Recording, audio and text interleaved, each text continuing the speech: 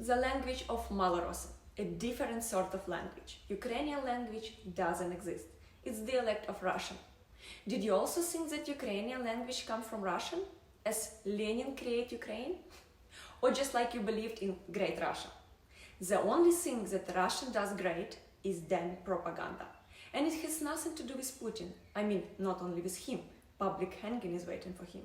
It has been for centuries. Ukrainian language was banned 134 times in the last 400 years. Don't worry, I will not mention them all. And I'm not historian, I even hated this at school. But I want to name a few of the most cruel ones to give you understanding of what and why is wrong with our language in Ukraine. The language questions hurts me personally. When my tourists ask me why many people speak Russian in Ukraine, I could never answer in one sentence. And it's time to give a detailed answer to a very painful topic. And remember, your subscription and comments are my great motivation to create more. Inscription in Old Ukrainian, Staroukrainska language, on the wall of Sofia Kievska church, which is about 1000 years old. The Russian language was formed in the 18th century, that is, the Ukrainian language at least 700 years older. The Ukrainian language belongs to East Slavic group of the Slavic languages. It has roots to Davnyo-Ruska language, which was used in Kiev Rus. Kiev Rus arose in the 9th century with the capital of Kiev, founded in the 6th or 7th century, and the first historical mention of Moscow dates back to 1147. The first primer in Ukraine was Bukvar, alphabet, printed in 1574 in Lviv by the first printer Ivan Fedorov. Only one copy has reached us, which was found in Rome, and now in Harvard University. You can check it. Fedorov Azbuka was the first step in development of Ukrainian writing and education.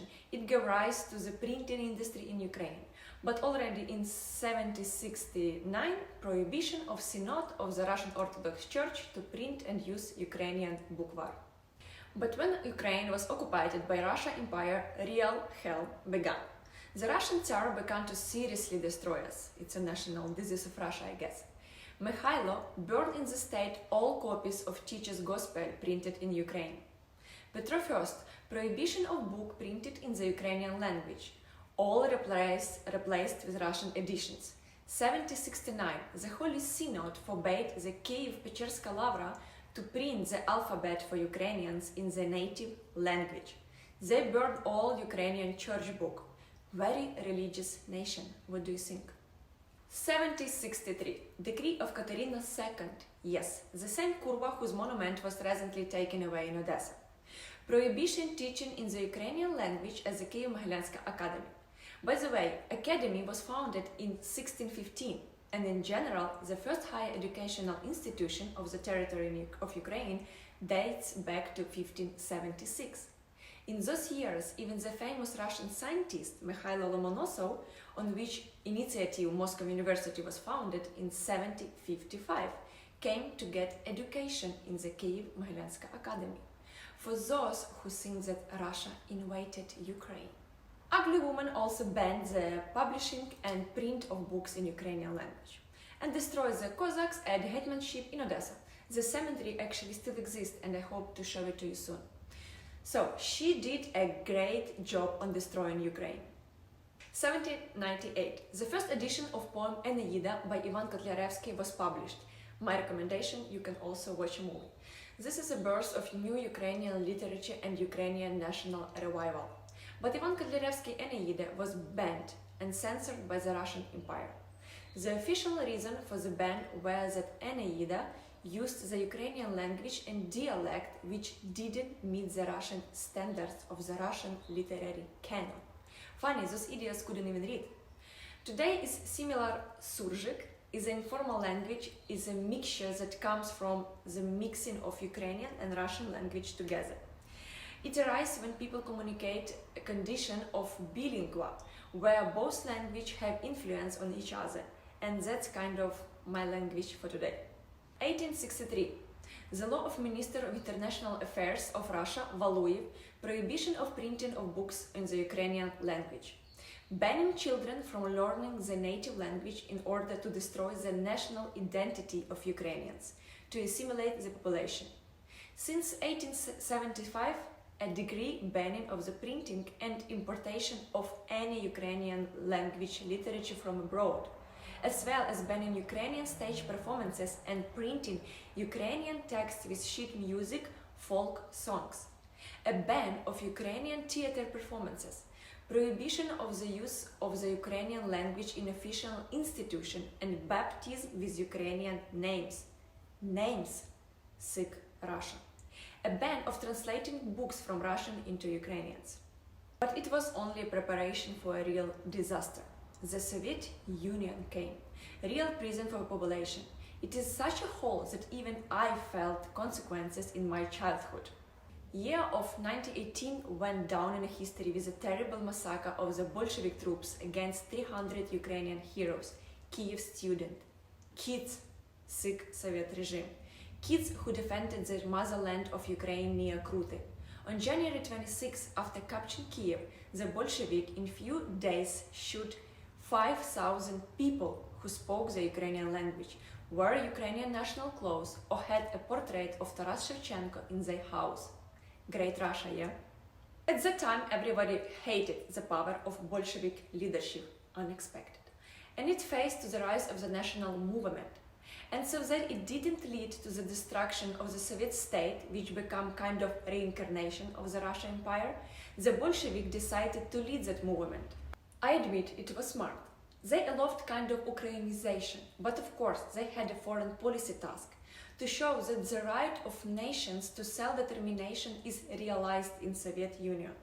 Thus, the Bolshevik state had to become attractive to people who were subjected to national humiliation. But this freedom didn't last long, if you can call it freedom. Already on April 26, 1926, Stalin banned Ukrainization. Persecution of the Ukrainian intelligentsia begins, as they already knew where to find them. Condemned 474 people, as a rule, representatives of the Ukrainian intelligentsia. 15 people were shot, 192 were sent to concentration camps. Paradise. Then genocide. 1932 Holodomor. Artificially created by the Soviet authorities, killed more than 3 million people. This disaster, which took millions of lives of Ukrainians, including those who protested against the policy of forceful violence against the Ukrainian language and the other aspect of national identity.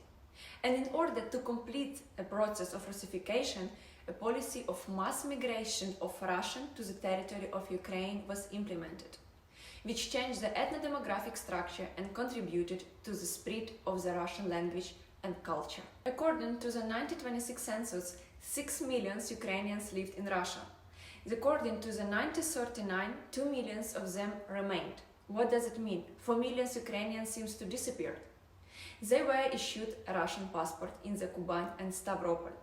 So, by Russian logic, maybe we also need to attack Russia to free Ukrainians. But unfortunately, Ukrainians were not the only ones. After the Russian occupation in the second half of the 18th century, Greeks, Bulgarians, Armenians from the Crimea were forcibly deported from there. But especially the Russian authorities exterminated the Crimean Tatars.